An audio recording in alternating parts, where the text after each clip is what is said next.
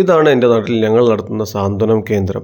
ആക്സിഡൻ്റൊക്കെ പറ്റുമ്പോൾ ചില പരിക്കുകളൊക്കെ വരുമല്ലോ. അപ്പോൾ താൽക്കാലികമായിട്ട് ചില മെഡിക്കൽ സാമഗ്രികളൊക്കെ അവർക്ക് ഉപയോഗിക്കേണ്ടതായിട്ട് വരും. അത് സൗജന്യമായിട്ട് നൽകുക എന്നുള്ളതാണ് സാന്ത്വനം കേന്ദ്രത്തിലൂടെ ഞങ്ങൾ ചെയ്യുന്ന ഒരു പ്രധാന പ്രവർത്തനം. ഉപയോഗശേഷം അവരൊക്കെ തിരിച്ചു തരും, അത് അടുത്ത ആൾക്ക് ഉപയോഗിക്കുകയും ചെയ്യാം. കൂടാതെ മരണ വീടുകളിലേക്ക് സൗജന്യമായിട്ട് ചെയറും അതുപോലെ തന്നെ മരുപ്പിനുള്ള കഫൻ തുണിയും ഞങ്ങൾ കൊടുക്കാറുണ്ട്. അപ്പോൾ അതിലേക്ക് കുറച്ച് സാധനങ്ങൾ ഷോർട്ട് ഉണ്ടായിരുന്നു. അത് വാങ്ങിക്കാൻ വേണ്ടി ഞാനും സുഹൃത്ത് നൗഫലും കൂടെ ഈ കടയിലേക്കാണ് പോയത്. വീൽ ചെയർ 4 നമ്മുടെ ഉള്ളതിൽ 2 പുറത്തുപോയി, 2 ഇപ്പോൾ സ്റ്റോക്ക് ഉണ്ട്.